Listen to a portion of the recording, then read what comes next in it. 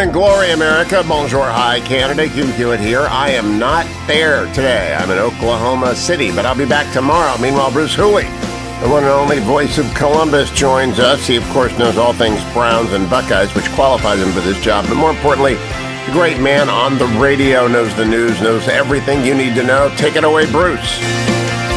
Thank you, Hugh. It is a pleasure to be with you from America's heartland, Columbus, Ohio. I am Bruce Hewitt, privileged to be in for Hugh Hewitt today. Hugh is in Oklahoma City, so he's at the home of Oklahoma State University, which is, Hugh would tell you, the counterfeit OSU. I come to you from America's heartland, the capital of the state of Ohio, where Ohio State University is located, and I want to wish you a happy anniversary. It has been 1 week since the election of Glenn Youngkin as Virginia's governor-elect. And it's been 5 years to the day since the election of Donald J. Trump as the 45th president of the United States. I asked today we were freed from 8 years of Barack Obama. But if you thought you were done experiencing the pleasure of having Barack Hussein Obama wag his finger at you and tell you, A, what a wonderful person he is, and B, what a terrible, horrible, awful person you are, well, you are sorely mistaken, as Barack Obama yesterday was speaking in Glasgow, Scotland at the climate conference. And, you know, if you've forgotten what it was like to be reproved by the great uniter, the man who brought back racism bigger and better than ever during the 2 terms of his reign of error, well, let's refresh your memory, shall we? This is how Barack Obama began his speech yesterday. Enough about you talking about me. Let me tell you about me. I'll be back in the UK. It is, let's face it, wonderful to be traveling anywhere these days. And thank you, Sheila, for that outstanding introduction and for all the work that you are doing in a part of the world that is feeling the effects of climate change right now. Thank you for making what sometimes can seem a bunch of abstract numbers painfully, immediately real. So we're very grateful for her. I am a private citizen now. So trips like this feel a little bit different than they used to. I don't get invited to the big group photo. Traffic is a thing again. Music doesn't play when I walk into the room. On the positive side, I can give a speech like this without wearing a tie and not create a scandal back home. I hope. But even though I'm not required to attend summits like this anymore, old habits die hard. And when the issue at hand is the health of our planet, and the world our children and our grandchildren will inherit, then you will have a hard time keeping me away. And that's why I'm here today.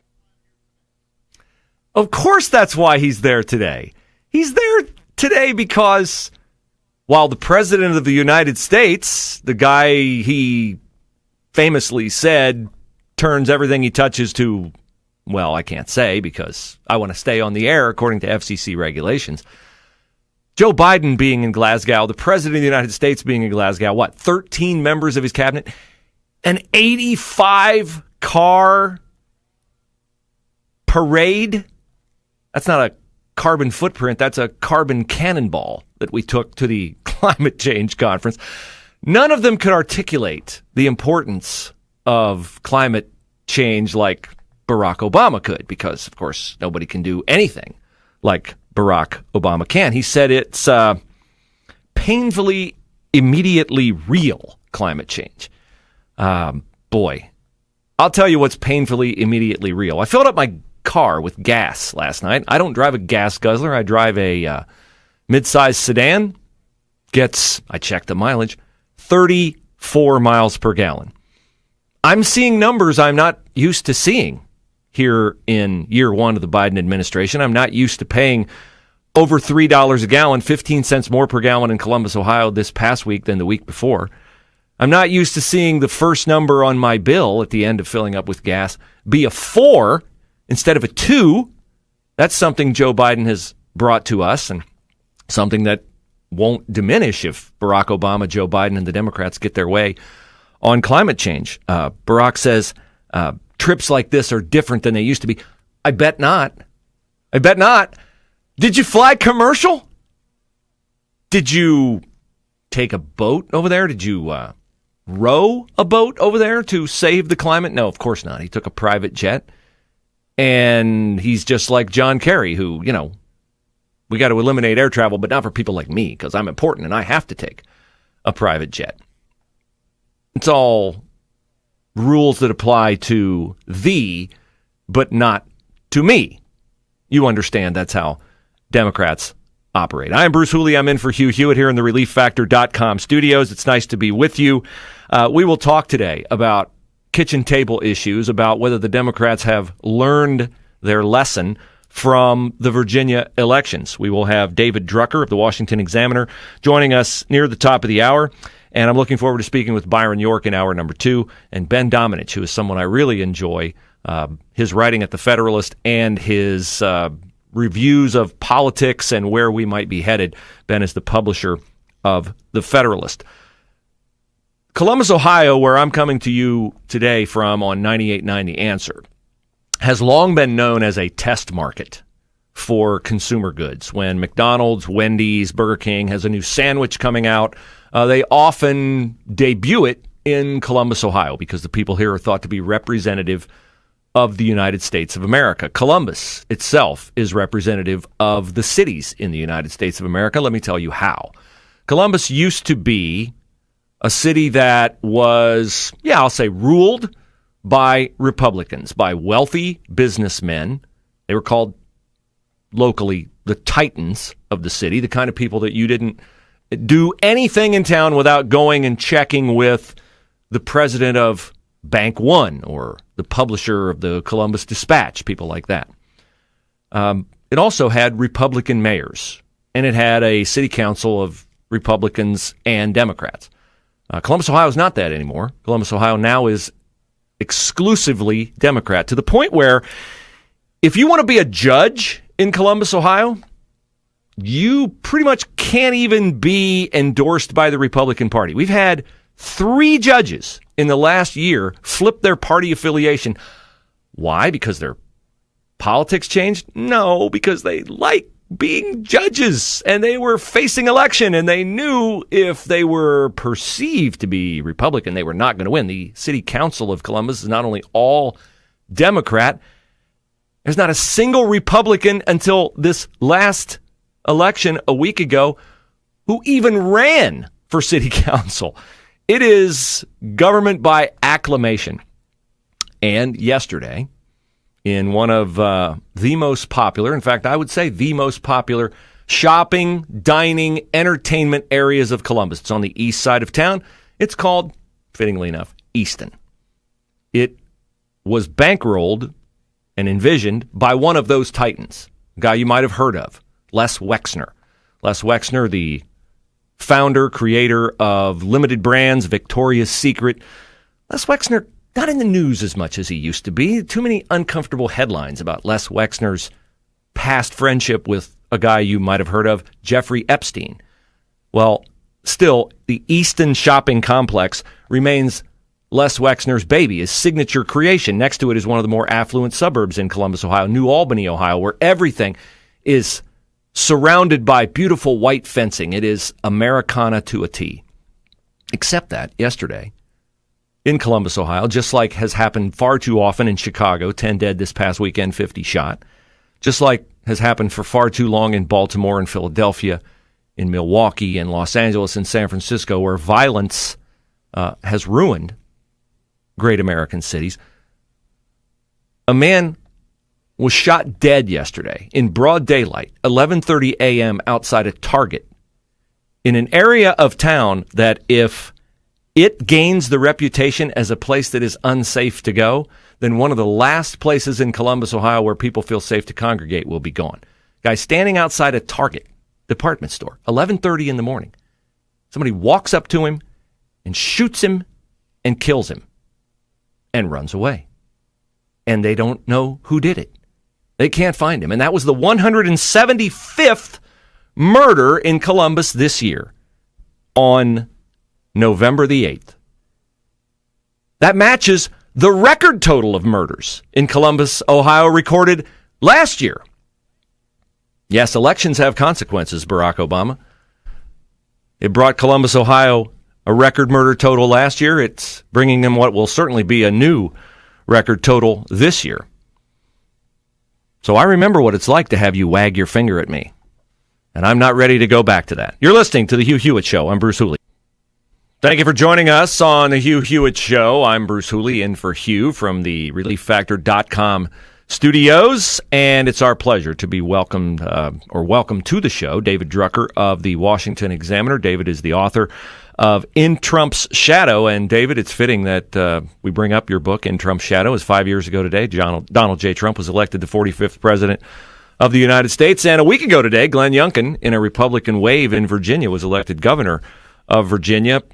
Yet Friday, 13 Republicans in the House helped pass an infrastructure bill that Nancy Pelosi didn't have the votes to pass. I wondered how long it would take Republicans to screw up their gains in Virginia. In my opinion, it took less than a week. What's your thought on those 13 Republicans siding with the Democrats to pass that bill?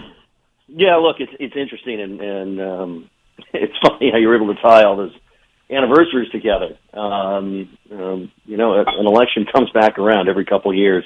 Mm-hmm. Nothing is static.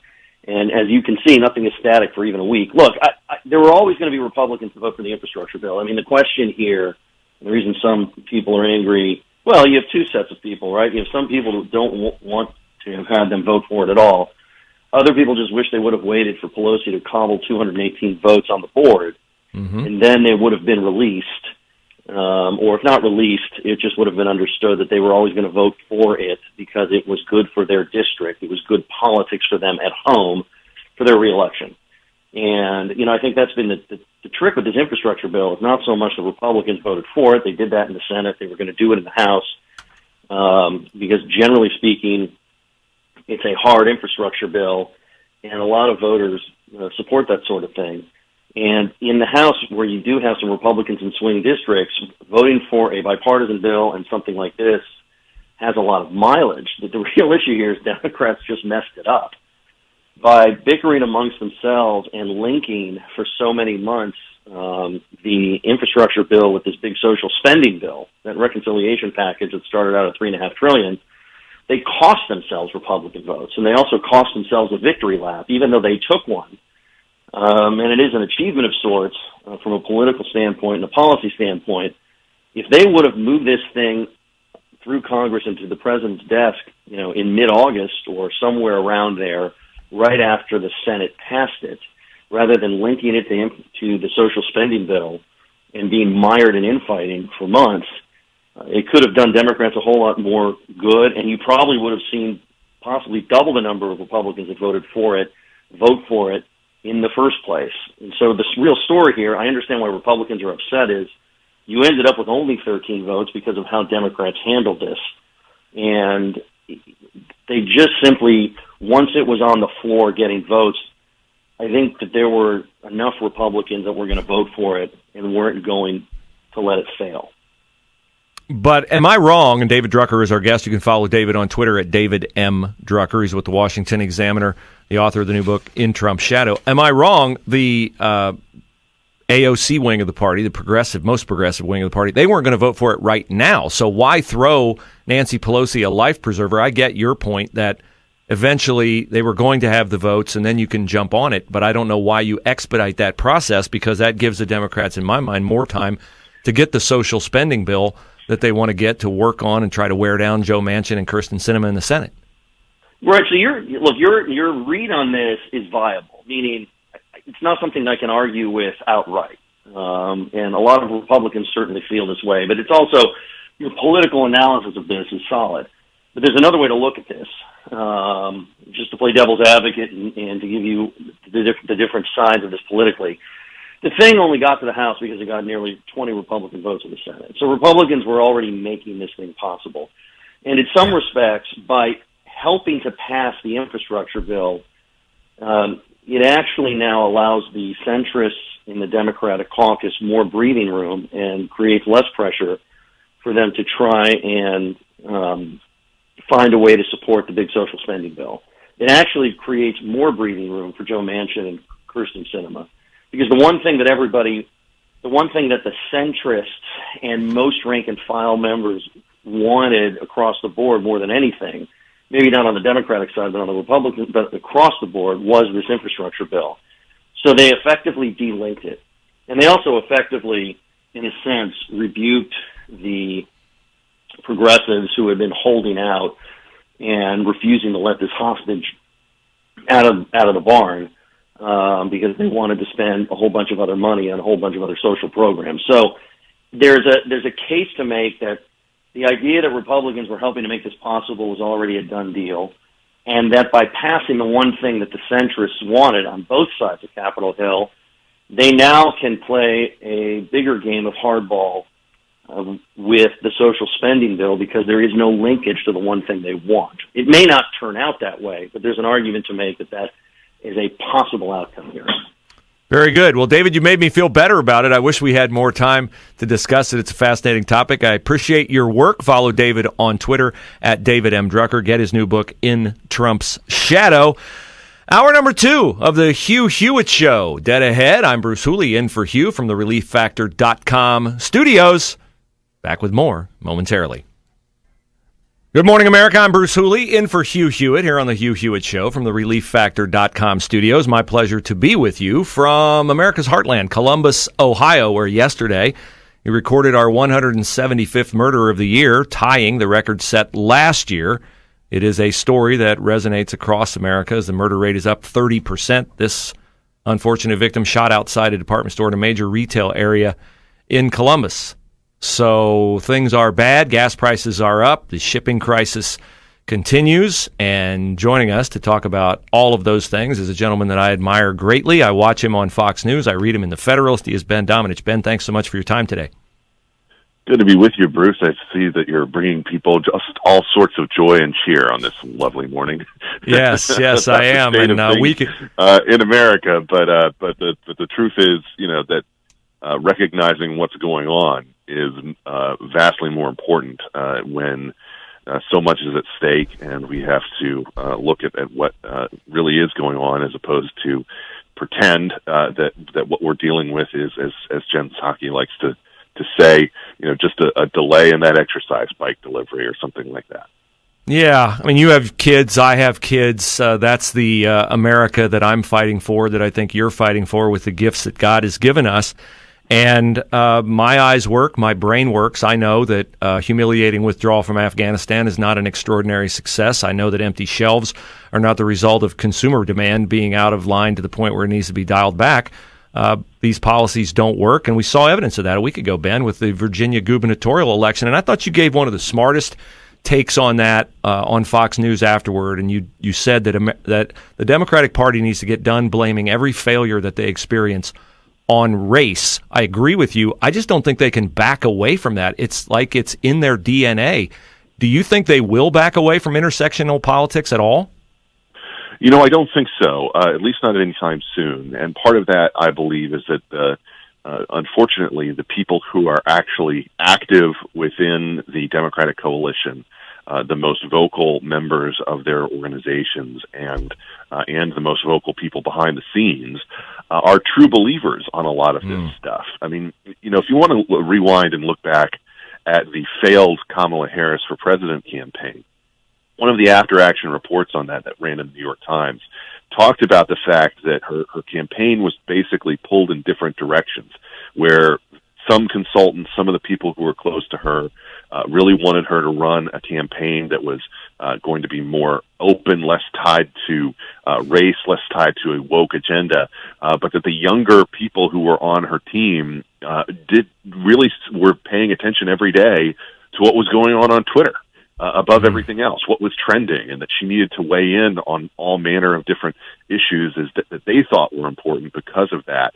And I think that, unfortunately, you have a whole generation of people who have come out of these various institutions who have learned and become true believers in this woke agenda, And they really believe that, when they make those arguments, they're speaking truth. The new John McWhorter book, Woke Racism, which I've been recommending to everybody over the past couple of weeks, is a great read for your listeners, and I hope that if you haven't seen it, that you'll check it out as well.